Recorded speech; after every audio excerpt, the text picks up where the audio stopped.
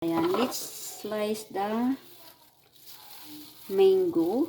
Ayan. Ganun siya. Kasi pang ano natin to. Ayan. Pang juice. Pero ilagay natin sa freezer muna. Ayan. Napaka-sweet na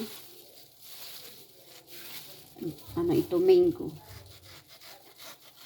Okay, ayan. Napaka-sweet niya. Sarap kainin.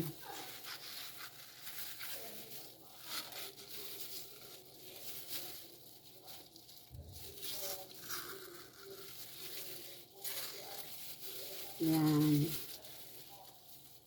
Ayan siya. So, ayan na siya.